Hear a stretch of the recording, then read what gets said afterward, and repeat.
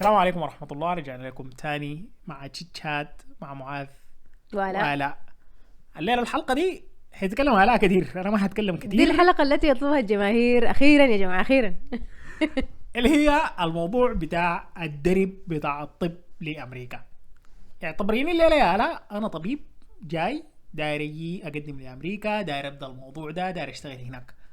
مفروض أعمل شنو وشنو أهم الحاجات المفروض أعرفها للطريق ده؟ طيب يا معاذ، أنا لو أنت وقتت كويس، إن شاء الله إن شاء الله أنت حتجيني وتسألني السؤال ده وأنت لسه ما تخرجت كويس. زي ناس كتار متابعيننا، يعني ما شاء الله عليهم، لسه بيفكروا في الطب أو يعني يا دوب في السنين الأولى وبيسألوا الأسئلة دي. طيب أنا لو تخرجت يعني خلاص الموضوع استحمى يعني كبير خلاص. عجوز كبير عجوز تولد. لا لا، كلنا يعني بدأنا في الموضوع ده من التخرج، لكن يعني انا بس بوريك انه السيناريو المثالي انه انت من قبل ما تتخرج انت عارف نفسك داير تعمل شنو، لانه في حياه من بدري المفروض تحضر لها. طيب. لكن ما مشكله، انا بقبل بكل الاعمار والمراحل التعليميه، ما مشكله. طيب يا معز، انت انا سمعت انك داير تمشي امريكا. مهم. ليه الطب هنا ما عاجبك ولا شنو؟ لا البلد دي انا زول قصرت معاك داير شنو؟ داير يتعلم زياده، داير يحضر اثناء الموضوع ده، داير يعوض حلو عن السنين بتاعت الطب الكثيره اللي قاعدين بيدفعوا قرايه الطب ما سهله، قرايه الطب غاليه جديد. صراحة الطب ما سهل، وبعد ده كله المشوار بتاع الطب في السودان حاجة محبطة جدا جدا. يعني بدءا من الزلة بتاعت الامتياز وبعدين الخدمة الإلزامية، وبعدين مرورا بأنه خلاص لو بدأت الروتيشن وبقيت نائب اخصائي بتكون لسه تعالى على الاسره بتاعتك للاسف، وبتكون يعني مضطر انك تستحمل المهزله الحاصله في البلد دي، وبعد ده كله على حساب صحتك النفسيه، على حساب قروشك، وعلى حساب. المهم قصه طويله شديد، في النهايه بتخلي الزول انه يكون داير يغترب. فما مشكله. اول حاجه حقولها لك عن المشوار لامريكا انه الحاجه دي ما سهله، الحاجه دي صعبه. حتاخد منك وقت كبير، حتاخد منك جهد كبير، حتاخد منك قروش كتيرة شديد. يعني يمكن الموضوع كلف معاي من بداية التجهيز للحاجة دي لحد ما خلاص أنا قدمتها قريبة 5 أو 6 ألف دولار. في الفترة دي أنا كنت قاعدة بس عالة على أهلي. فرد غير منتج. قروشي كلها أخدتها في الموضوع ده، وناس البيت برضو ساعدوني ما قصروا. فانت لازم يعني صراحة دي كانت نعمة من ربنا والحمد لله وشكر لله. دي ظروف لازم تتوفر لك، ولازم اهلك يكونوا مستوعبين انه انت الحاجة دي حاجة جادة، حتاخد منك زمنك وجهدك كله، ما حتكون في مجاملات، ما حتكون في مرقة ودخلة، ما حتكون شغال بتوفر الاهل، لا حتكون قاعد معتكف قاعد تقرا للموضوع ده.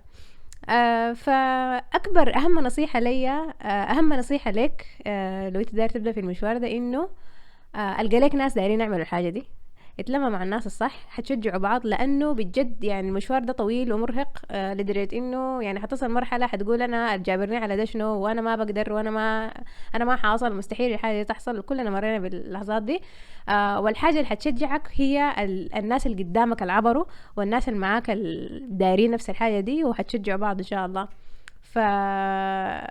خدت الحياة دي في راسك وتوكل على كده ويلا بينا. يعني نقول اهم نقطه اللي هي السبورت سيستم، سواء كان من الاسره وسواء كان من الناس اللي حوالينك مارين بنفس الموضوع ومارين بنفس التجربه واللي قاعدين بيقروا معاك. السبورت النفسي والمعنوي والسبورت المالي برضه. السبورت المالي مهم والله للأسف. طيب انا اقول نويت على الموضوع ده تمام، الخطوات المفروض اتبعها للموضوع ده شو؟ طيب باختصار كده، موضوع الماتش لأمريكا أو إن الزول يقدر يمشي يشتغل في أمريكا، الموضوع ده كله بيتمحور حوالين إنه أنت كزول اتخرجت من جامعة برا أمريكا، أنت منو؟ نحن ممكن نشغل أي زول عندنا، أنت لازم تكون زول اشتست مراحل معينة وبعدين قدمتها. والتقديم ده اللي هو بيقول عليه الماتش، بيقدموا له ناس العالم كله، الناس من برا امريكا وناس امريكا ذاتهم، كلكم انتوا سواسية بتقدموا للماتش ده.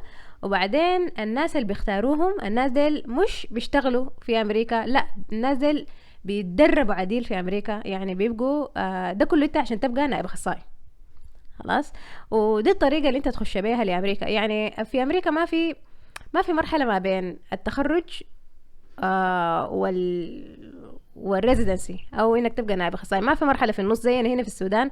الزول بعد ما يتخرج ومثلا ما داير يبدا تدريب، بعد ما خلص الامتياز وكده ما داير يبدا تدريب طوالي، بيقوم يشتغل مثلا يشتغل كطبيب عمومي، يشتغل كده يجيب لك قريشات كده. الحاجه ما في امريكا، انت بعد ما تتخرج طوالي بتتدرب. برضه ما عندهم موضوع الامتياز وما عندهم المهم، لكن دي قصه تانية. ف الخطوات هي كالآتي. خلاص، انت في كذا حاجة مفروض تعمل عشان تبقى مؤهل لانك تقدم للماتش، اللي هي انك تمتحن ال USMLE Step Exams، اللي هي امتحانات عبارة عن كانت في البداية Step 1 Step 2 CK Step 2 CS، بعدين ممكن تقدم. هسه بقت Step 1 Step 2 CK، وبعد ده امتحان بتاع انجليزي اللي هو الOET عادة، وتقدم.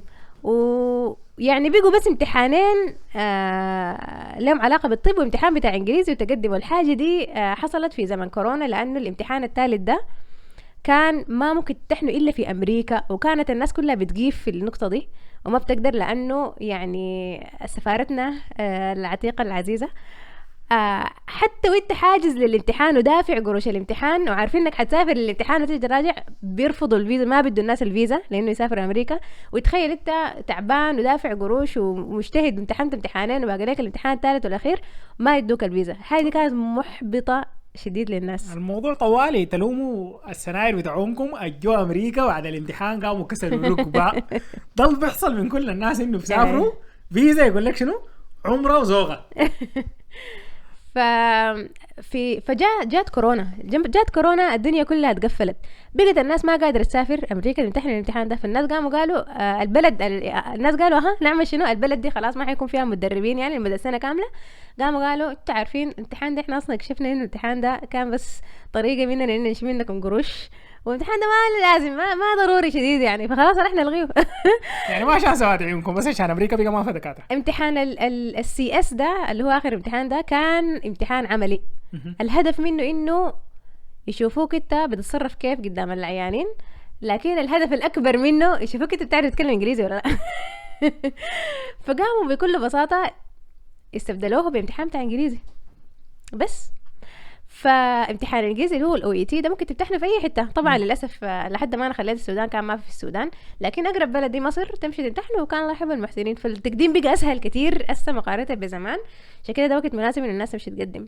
فدي الحاجات الاساسيه اللي انت محتاج لها للتقديم. في امتحان 1 2 3 رابع اللي هو اسمه ستيب 3. في ناس بتمتحنوا زيادة خير، لكن هما حاجة مطلوبة أساسية. بس مطلوب إنك يعني في النهاية تمتحنوا، سواء يعني بعدين بعد ما بدأت تدرب ولا لا، مين في النهاية المفروض تمتحنوا، لكن ما حاجة أساسية إنك تمتحنوا عشان تقدم. طيب بالراحة كده. طوالي أنت قلت الستبس دي أنا أقرأ لها كيف، يعني أحضر لها كيف، أمتحنها كيف؟ طيب نمسكهم واحد واحد.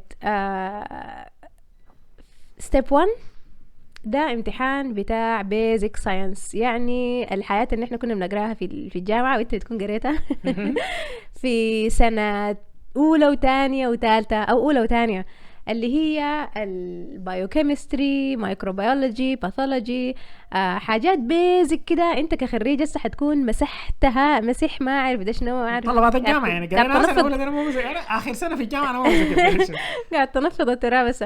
فعشان كده انا قلت لك مرحله التقديم دي لو بدت مما انت طالب في الجامعه حتكون حاجه كويسه، لانه لو انت عارف انك دار تقدم ممكن من ما انت في سنه ثانيه وثالثه تقرا من نفس المراجع اللي بيقروا لها الناس الامريكان عشان انت تكون فاهم الامتحان ده بيجي كيف.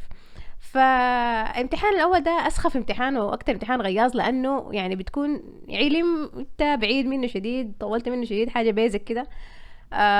وبتقعد تقرا له بالشهور، وفي ناس عادي ممكن يقروا له بالسنين. وانا اخذت فيه اكتر من سنه عشان اقدر اقرا، لانه كنت يعني اثناء ما شغاله الامتياز واثناء ما شغاله خبره فخدمه، ف يعني اخذ مني زمن اكتر انه القى وقت فاضي اقعد اقرا فيه. الحاجة الكويسة في الامتحان ده، يعني الامتحان ده كان عقبة كبيرة، كان كونك انت تباصي الامتحان ده ما كفاية انك تباصي، لازم تجيب درجة عالية شديد عشان انت بتنافس مع العالم كله. لأنه جيب درجة عالية. المباصة يخيل لي من 100 وكم 90 ولا حاجة. والناس الأمريكان عادة بيجيبوا درجات 230 ولا كده. انت المفروض تجيب 250 فما فوق، 260 270.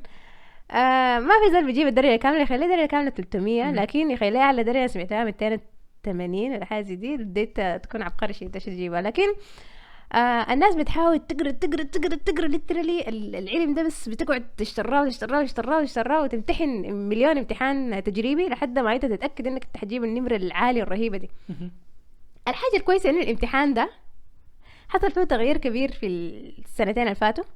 بقى ما بدل ما يدوك درجة بقى بس يا نجحتها يا رسبتها.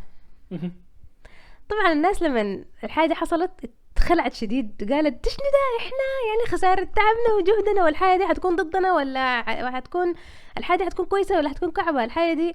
يعني ده تغيير جذري، ده تغيير جذري. تتوقع الحاجة دي كويسة ولا لا؟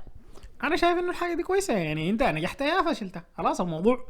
انت بعد كده المفروض تمشي الخطوه الثانيه. اظن انه هي المشكله انه فعلا انك ما بتحتاج انك تجيب درجه عاليه زي زمان، فما بتصفي كثير من الناس. لكن هنا المنافسه بتكون عاليه، لانه انت في النهايه داير لك طبيب، فانت داير هل انت محتاج للعلوم الاولى دي بجد، ولا بتحتاج للعلوم الاولى دي بجد يعني، ولا طبعا يعني ده اساس كويس انت تبني عليه العلم اللي قدام. لكن يعني انت ما بتكون بتحتاج تحفظه بالحفظ ده يعني تقعد للقعدة الطويلة دي عشان انت تجتهد تجيب النمرة العالية دي بس عشان تنافس. يبقى ده اختبار ما نحن ما محتاجين له كده. عشان كده احسن انه الناس ننجح الناس ولا نسقطهم بس واحد ولا اثنين. صراحة الناس انقسمت قسمين. في ناس زعلتهم التغييرات دي لانه احنا كناس اجانب بننافس الناس الامريكان. احنا كانت ميزتنا الاساسيه انه احنا يعني معروف ان الاجانب او الاي ام جيز او الانترناشونال ميديكال جراجويتس اللي هم الناس اللي قروا طب في برا امريكا ودايرين يشتغلوا جوا امريكا ينافسوا الامريكان اسياد البلد. الاي ام جيز دائما كانوا بيجيبوا درجات اعلى بكثير من اسياد البلد ذاتهم في ستيب 1.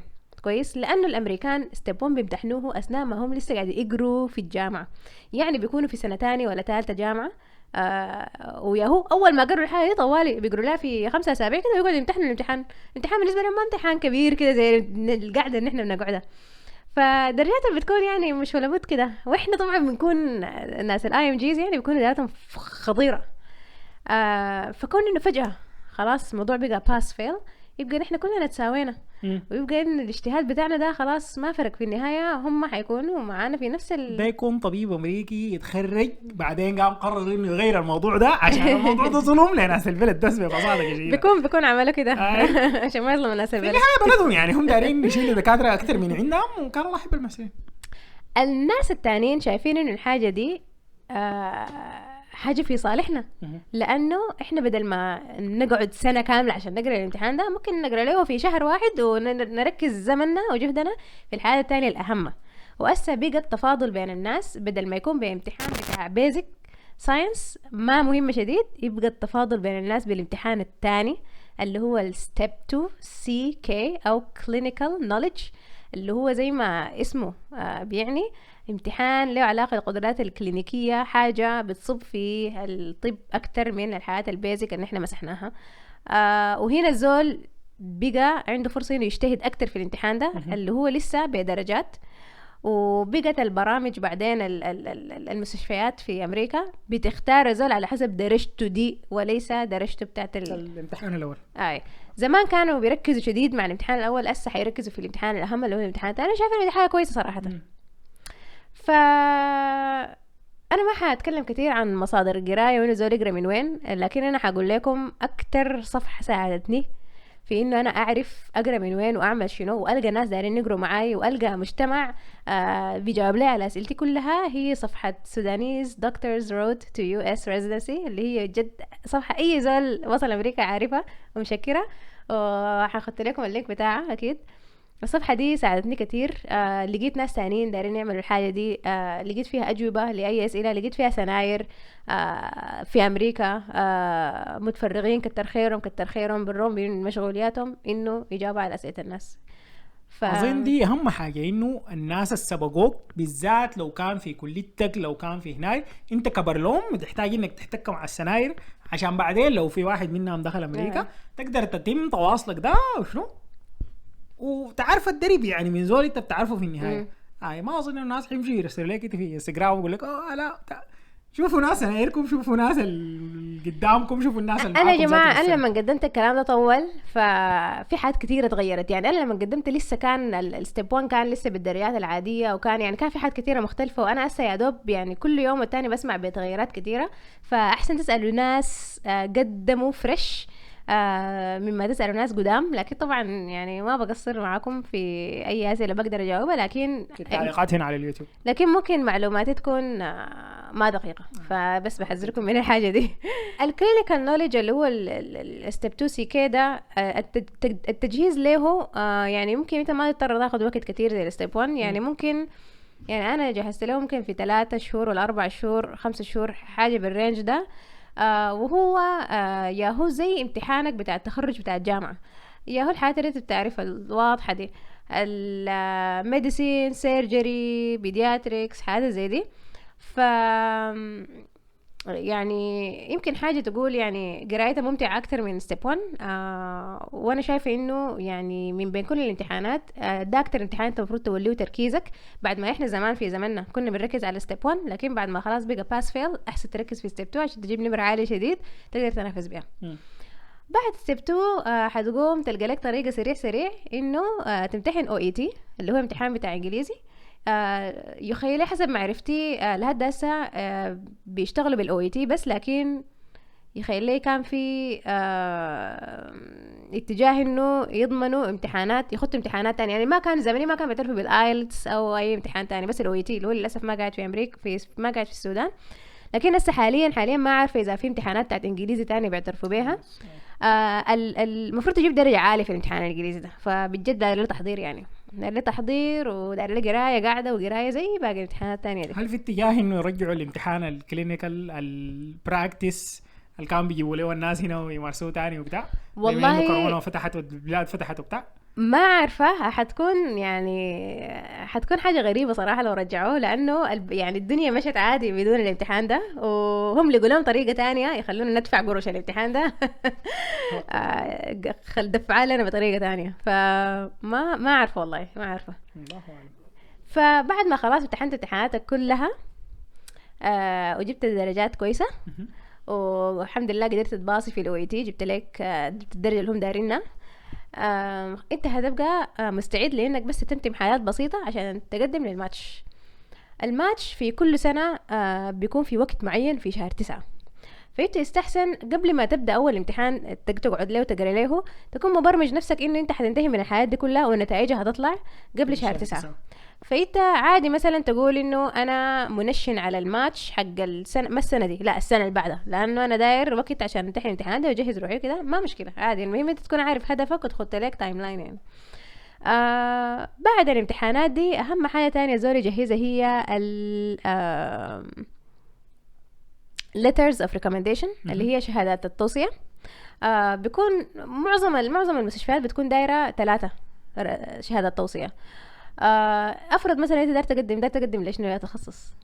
مثلا داير اقدم سيرجري، داير تقدم جراحه. طبعا انت تاخذ في راسك انه في تخصصات منافستها عاليه جدا اكثر من تخصصات تانية، ويخيل لي اعلى حاجه هي الجراحه، جراحه المخ والاعصاب يخيل لي، والجراحه التجميليه والطب النفسي يخيل لي، وبعدين الجراحه وجراحه العظام برضو. هذه كلها هي منافستها عاليه شديد، فانت لازم درجاتك تكون رهيبه، وانا واثقه بك ان شاء الله تكون درجاتك حلوه. ان شاء الله. طيب انا حاسس الريكومنديشنز دي رهيبه من شهر. فالاحسن زول تجيب منه الشهاده التوصيه دي هي زول في امريكا جراح.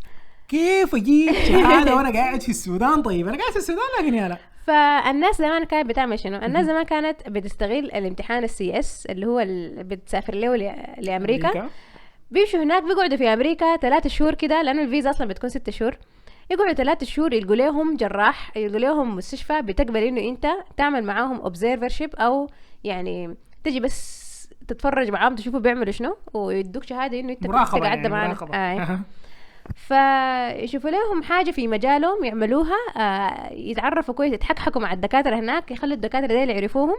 الدكاترة بيكتبوا لك شهادة توصية إنه يعني زول ده اشتغل معانا فعلا، وكمان بتكون شهادة من أمريكا، بتكون حاجة حلوة يعني.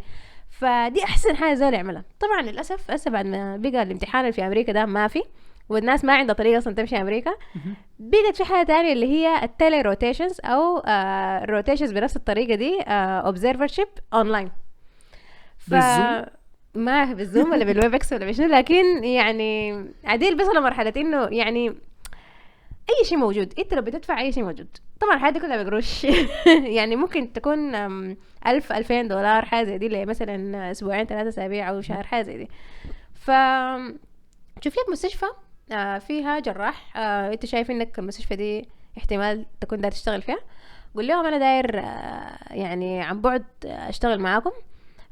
بيقول لك ما عندك اي مشكله، وبعدين بعد ما تنتهي بيكون بيدوك شهاده انه انت اشتغلت معانا، بالرغم من انك انت ما اشتغلت معاهم in person او يعني وجودي بشخصي. اي، لكن برضو عندها وزن يعني، برضو يعني احسن من لا شيء. الخيار الثالث، طبعا انا ما قدرت اعمل ولا واحده من الحاجتين ديل. الخيار الثالث انه يعني شهاده من زول انت اشتغلت معاه في السودان. وباختصار حتسك الناس اللي انت اشتغلت معاهم، وهتقعدهم وحتقول لهم يلا انا داير لي شهاده عشان داير اقدم لامريكا. وموضوع صراحه معطى شويه، لانه الا بالسيستم بتاعه بحاجه معينه كده، والمهم وحيكرهوك الدكاتره دي، لكن في النهايه يخلي في دكاتره كتار بيقوا فاهمين النظام ده، وبيقوا متعودين اكتر على الموضوع بتاع الشهاده التوصيه بتاعت امريكا دي. فده بقولنا لانه حاجه حلوه شديد حيقدروها لك الناس دي لو انت فعلا اشتغلت جراحه او اشتغلت المجال اللي انت دايره. ان شاء الله لو في السودان ان شاء الله في السودان محسوب برضه، ما مشكله انه يكون عندك خبره من الحاجه اللي انت داير تقدم لها في النهايه يعني. ما فانا كان اشتغلت في الاطفال تقريبا 2 وحاجه. وحسبت معايا الخدمه بتاعتي عملتها في الاطفال برضه، ودي كانت حاجه كويسه. فالخدمه دي ممكن تكون حاجه معاطه وغياظه، لكن ممكن تعملوها لصالحكم برضه. حتى لو كانت حته مهبلسه شديد يوم واحد في الاسبوع، مش حته في مجالك خلاص، وتعرف الدكاتره دي اللي هيكتب لك شهاده خبره هتبقى لك هنا خبره هنا شهاده توصيه. طيب الناس اللي بيقدموا هنا زي ما قلت ماتشات اونلاين او يجي اوبزرفري وبتاع هنا، الحاجات دي الداتا بتاعتها قاعده وين، ولا انا القاها وين، ولو داير اقدم لي مستشفى ولا بتاع؟ عادي شديد لو فتشت في جوجل كتبت اوبزرفرشيب مثلا سيرجري، بتلقى في مواقع يعني عامله الموضوع ده بيزنس عديل كويس، انه ما مش كنت بس ورينا داير شنو، احنا بنعزك كويس. ممكن تمشي لانه على المواقع دي، ممكن تمشي للمستشفى ذاتها اللي انت دايره وتشوف لو هم عندهم الاوبشن ده ولا لا. مستشفيات هنا بترد عليك بالايميلات وبتاع، ولا زي السودان وزاره الهنايه ما عندها ايميل لما بالله انا المستشفى كنت شغاله فيها في السودان، انا لي شهر بفتش الايميل الرسمي بتاع المستشفى، اتضح انه ما عندهم ايميل رسمي، انا ما دفع قروش. عنده هوت ميل ولا جيميل ولا ياهو مثلا، ما عمرك بعرف. يحلى لهم. المهم فدي اهم حاجات الهندسه، الامتحانات، الشهادات التوصيه، الخبره سواء كانت خبره في امريكا او خبره في السودان. في حاجات تانية ظريفه لو عملتها، لو عامل بحث حاجه رهيبه شديد. وفي ناس كتار مننا في الجامعه في سنه 5 كان عندهم بحث تبع الجامعه. البحث ده ما تستهونوا به يا جماعه، البحث ده لو نشرتوه حيكون يعني حيرفع لكم اسمكم ده فوق. ومعظم البحوثات بتكون ظريفه وبتتنشر يعني، فاحرصوا قدر الامكان سريع بحوثاتكم دي انشروها، او حاولوا يعني. بتلقوا مجلات بتقبل يعني،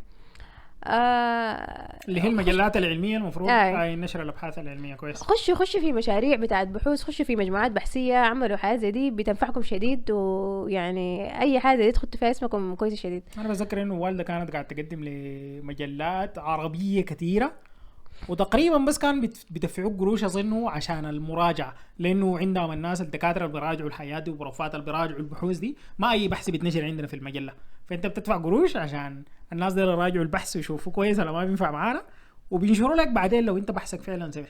وما اظن الموضوع صعب لديك الدرجه، انه هو الموضوع صعب لو انت مثلا اخترت احسن مجله في الدنيا دايرت هنا، لكن في مجلات تانية اصغر لكن بتقبل يعني، فانت شوف الحاله المناسبه، وكله في النهايه بقروش طبعا. قروش اهم حاجه قروش. لكن انا قلت لكم الموضوع ده هيكون مكلف يا جماعه، لكن بيستاهل. فغير البحوث في حاجة برضو الناس كتار بيعملوها أو أسهل، اللي هي ال teaching experience. هو انك تكون قريت، يعني بقيت مساعد تدريس كويس. الحاجه دي سهله، يعني لو اي زول فيكم مشى جامعته وقال لهم يا جماعه انا داير اقري وكده، وبتلقى الناس تلقوا سنايركم بيظبطوكم وكده. الحاجه دي برضو عندها وزنها، يعني لما يشوفوك زول بتحب التدريس وعندك خبره في التدريس وكده، لانه انت كزول نائب اخصائي حتدرس طلبه الطب، فلما يشوفوك زول عندك اخلاق يعني صبر. دي برضه حاجه بتنصب لك. يخيل لي دي اهم حاجات انت حتحتاجها في التقديم. كده خلينا نشوف لو نسيت حاجه. امم اي كويس. دي اهم حاجات طيب حتحتاجها في التقديم. انا عندي خبره حسي كويس معاك، وعندي ناس شاهدين لي وكتبوا لي ريكومنديشن ليترز، وعندي خبره بتاع التدريس، وعندي هناي وبتاع هناي. امتحنت الاستبات دي تحتي وجهزت قبل شهر 9 زي ما انت قلتي. الماتش ذاته فهمه شنو؟ هل انا يعني بمتش كيف مع الجامعات دي، ولا هي المستشفيات اللي انا داير اشتغل فيها، وبلقى كيف؟ طيب يا جماعة الماتش ده، وطيب يا معز ذاتك الماتش ده عبارة عن زي ما تقول ده امتحان الشهادة القبول بتاع الجامعات بتاع البلد كلها. كويس. أمريكا دي كلها بتكون، ما أمريكا بس، العالم كله، لأن احنا برضو من بلاد مختلفة، كلنا بنقدم في نفس الوقت للمستشفيات اللي احنا دايرين نتدرب فيها. والحاجة دي بتفتح شهر 9. لما نيجي شهر 9 انت بتبدأ لك ابليكيشن اونلاين.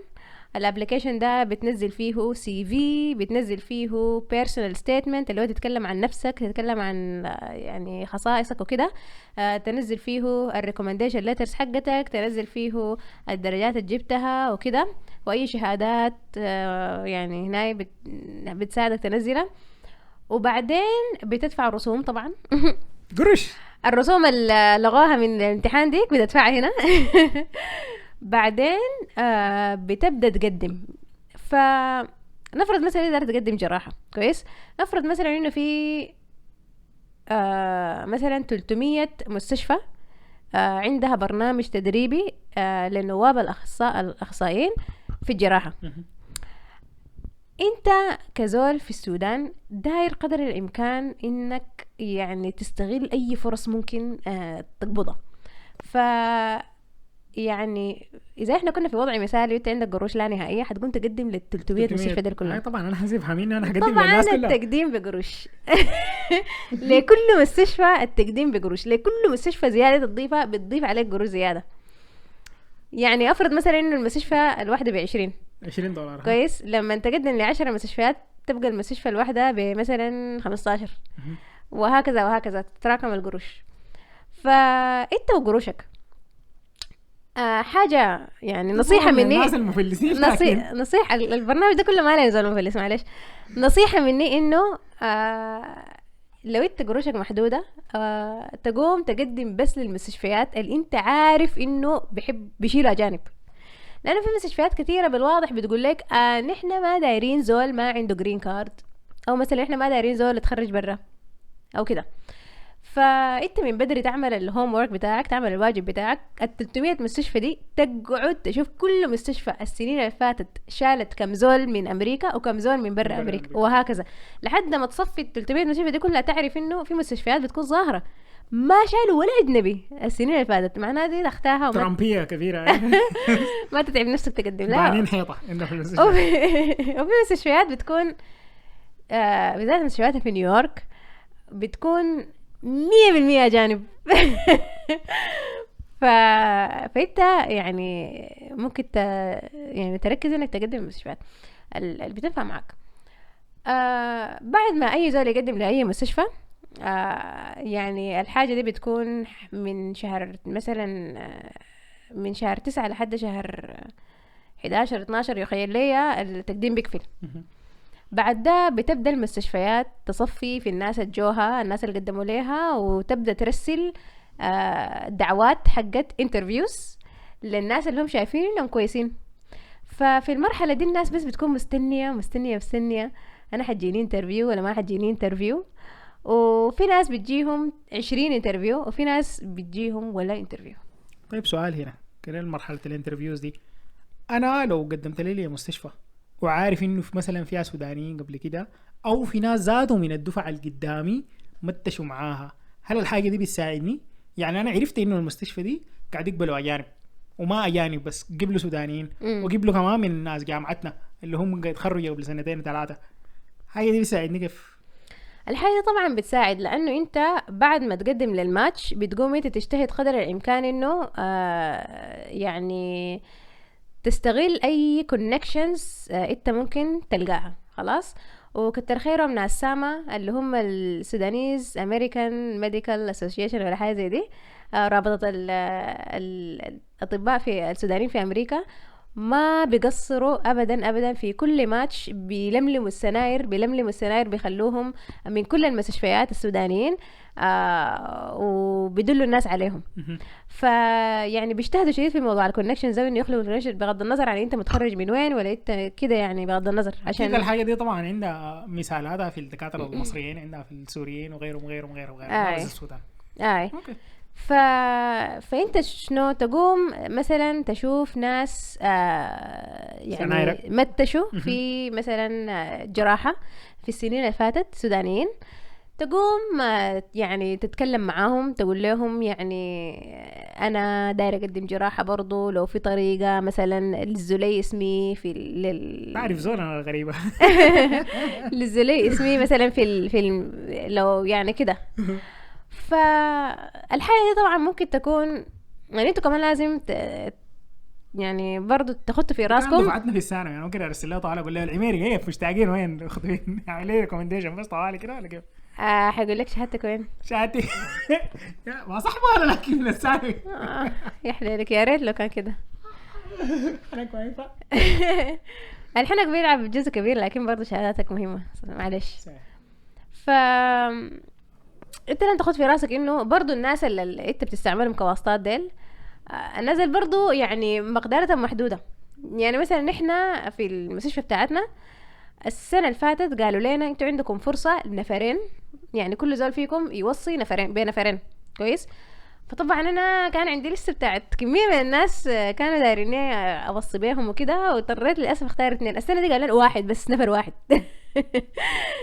لو جبت لنا اكتر من اسم واحد احنا بنلغي اسماءكم كلها اللي وصيتونا عليها.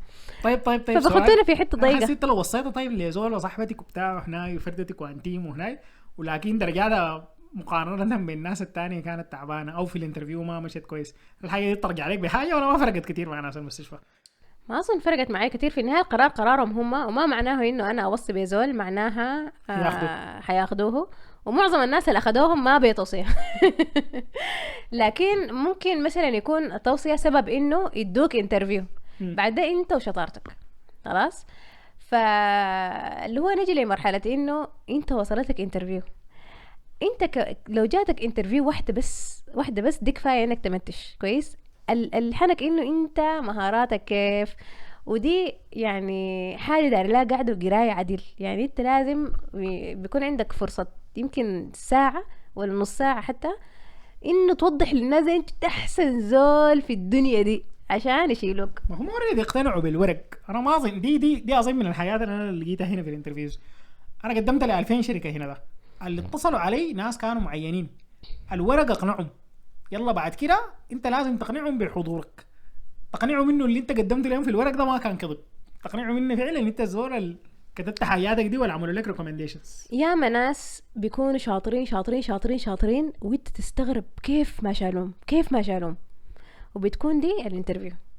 يعني انت لو ما وضحت للناس انه انت زول بشوش طيب، بتعرف تتكلم، بتعرف تتعامل، بتعرف تتعامل في تحت الضغط بأسئلتهم الغريبة اللي هيسألها لك، ما زول جامد، ما زول حتخوفهم، ما زول هتعمل لهم مشاكل، ما زول هتعمل لهم درامات.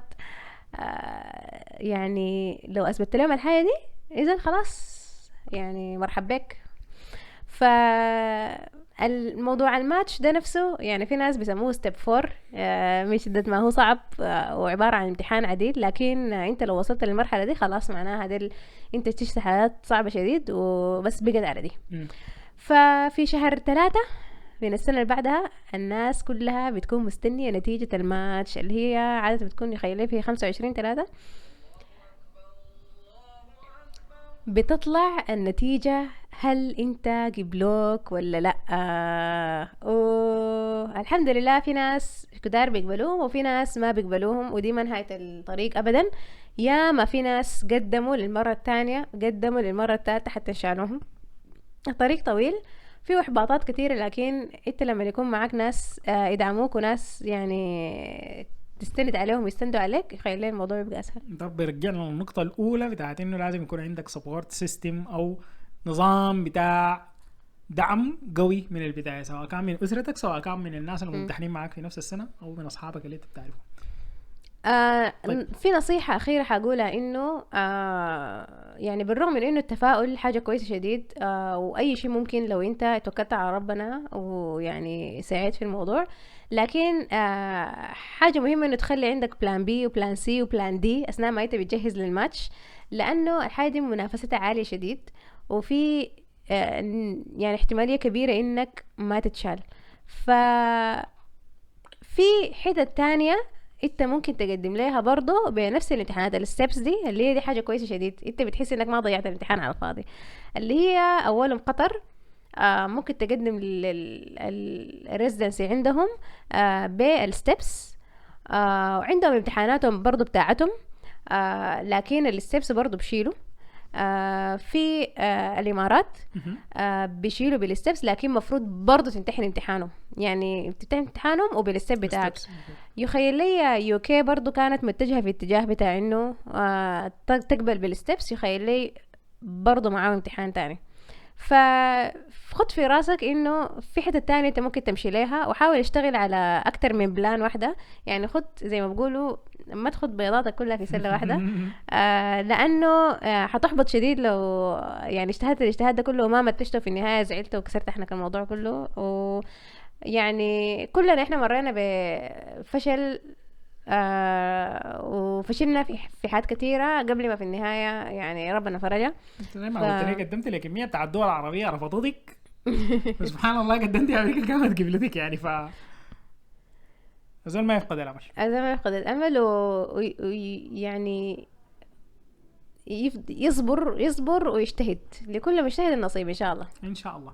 طيب أصعب حاجات انت حسي لقيتك في الدرب ده كله، من ما قريتي بديت تقري الستبس، من ما قرأت تتحنك في الدكاترة عشان يعملوا لك ريكومنديشنز وهناي ولغاية اجتماعياتك كلها عشان قاعدة بتقري وبتاع هناي، ولغاية ما عملت الماتش أو ما تشتي، أصعب حاجات كانت شنو؟ أصعب حاجة بالنسبة لي كانت يعني يخلي بالنسبة لي الامتحانات كانت أسهل حاجة، لأنه يعني أنا كان بخط في راسي هدف معين، أنا لازم أقعد أقرأ الكتاب ده، لازم أخلص الكتاب ده، وأقعد أغصب نفسي إنه أخلص الكتاب ده، وهكذا. خلاص همشي امتحن الامتحان ده كويس، امتحن الامتحان ده خلاص، يعني دي أهداف بسيطة. لكن لما بقى الموضوع في الماتش وأقدم كيف وأعمل كونكشنز، أنا يعني ذكائي الاجتماعي واطي شديد، وما بعرف، انا ما زوله بتاعت حنك وعلاقات واعمل واسوي واجازف وكده. حنكتيني على المشكله غريبه. تحنك كان سهل. نو كيس كده معناه انت البار بتاعك لو جدا يا لا.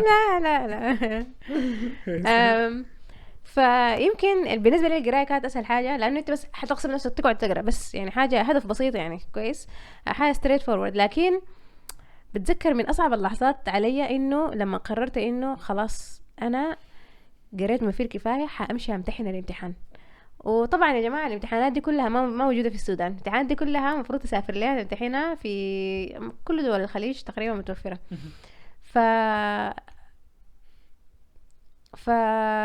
بتذكر انه يعني في القرايه كان دائما في ناس قاعدين بيقروا معاي، لكن لما جيت لمرحله انه خلاص انا داير امتحن كنت حسيت اني براي، واضطريت احجز واسافر براي وامتحن براي، وكانت حاجه تجربه مخيفه شديد. انه يعني الحلم اللي انا كنت شايفاه حاجه بعيده، لكن قلت ما مشكله نقرا ونشوف يحصل شنو، يعني الحين ده بدا يبقى حاجه ملموسه.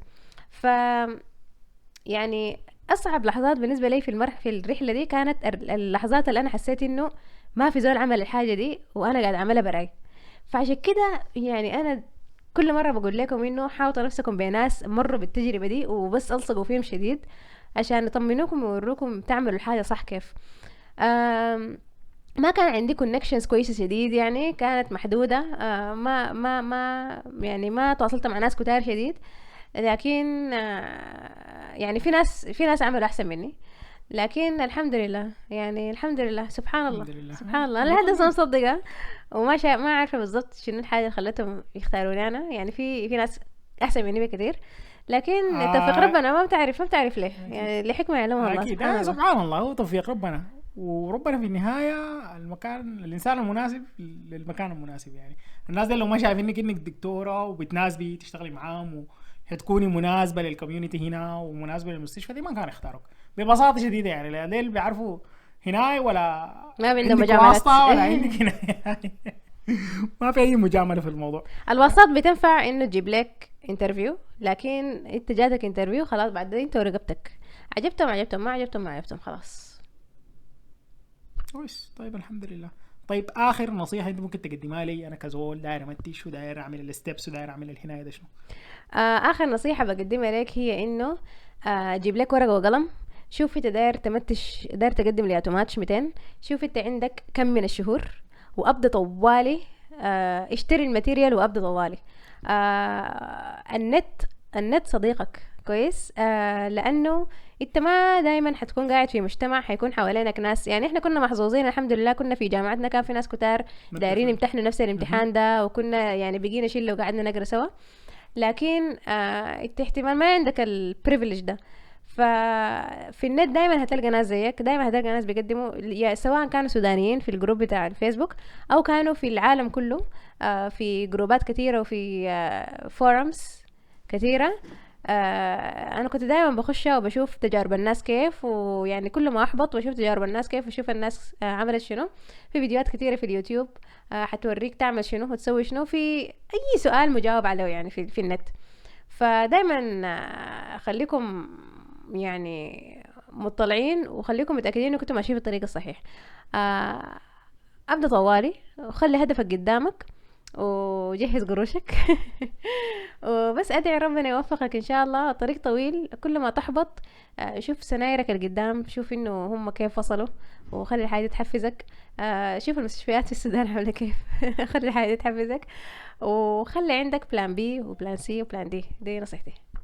وخلي املك في النهايه في ربنا كبير، لانه ربنا كان ما اراد لك الحاجه دي وما اراد لك المستشفى المعينه وما متشت، ربنا ما اخذ لك الخير وهو اعلم بالموضوع ده. في النهايه بس خلي ايمانك قوي وربنا يوفقنا واياكم الى ما يحب ويرضى. طيب يا هلا، انا ما داير اقدم امريكا، انا داير اقدم بريطانيا. الاستبداد بتاع بريطانيا كيف؟ ورينا ادينا زيت يا هلا. انا ما بقدر اساعدكم في اي حاجه انا ما عملتها، فانا ما الزول الانسب انه اجاوب لك على حاجه انا ما عملتها. انا ما داير افتي في حاجه. انا ما حتى موضوع امريكا ده انا اضطريت امشي اقرا تاني واشوف الحاجات اللي اتغيرت شنو. هل انا ما داير اقول معلومه ما صحيحه. فانا ما اسالوني عن كندا، يوكي، ايرلندا. يعني انت حسي اديت الزيت. زول تاني لو عنده سؤال ممكن يسأله في التعليقات. لو في زول بيعرف الاجابه للموضوع ده يجاوب عليه في التعليقات. ابحثوا براكم، ساعدوا بعض في التعليقات. ساعدوا بعض في التعليقات. غير كده ده اهم حاجه. انا شايف انه انت كل ما تعرف كيف تصل للمعلومه ما تحتاج زول تاني يوصلك لها. فتش اي شيء موجود في النت، في مجتمع لاي حاجه في النت. فان شاء الله الهنود ده ما مقصرين ان شاء الله عليهم. والنقطه انه الامتحان انت زي ما قلت قاعد تقدم للعالم كله، فاكيد العالم كله عندهم ريسورسز، عندهم هناي وعندهم معلومات احسن. انا متاكده انه في اسئله كثيره عندكم انا ما جاوبت عليها بخصوص تجربتي، فالمجال مفتوح انه تسألوا اسئلة زيادة حنجاوب عليها في جزء تاني من الحلقة دي. وبرضه حتكلم لكم عن انه خلاص انتم متشتوا وبدأتوا تشتغلوا هنا، شنو التحديات اللي بتواجهكم هنا اللي حتواجهك هنا في امريكا، وشنو الفروقات اللي لاحظتها مقارنة بالسودان. طيب الحلقة دي لو قلنا حنجاوب على الاسئلة دي كويس معه خليتها مفتوحة، الناس حتيجي تنقل لك تاني وتقول لك كل حلقة حيجي يكتب لنا ما نسينا انك وعدتينا بالموضوع ده. أنا الموضوع ده بعد كم شهر يعني. أنا غاوية. احنا حلقاتنا كلها تتحول لطب وبتاع هناك. أنا غاوي الشقة غاوي الشقة. عندنا مواضيع ثانيه دايرين نتناقش فيها. هنعملها 6 شهور بعد بعد 6 6 شهور شهور. بعد 6 شهور حلقه بعد 6 شهور. تكونوا قريتوا حاجة شوية. الحلقه دي حسيت مثلا في بدايه 23 شهر 6 الله يحيينا بعد يوم الضحيه. إن شاء الله الله يعينا. المهم في النهايه بقول لكم شكرا لكم للمتابعه. شكرا لك يا آلاء الليله رغيتي كثير والله رديتيني كميه بتاعت تسلموا الله معلومات. يديك العافية. أنا شكرا كزول على داير استضافتكم. داير اقدم هنا جراحه بس في النهايه بقول لكم شكرا لكم للمتابعه.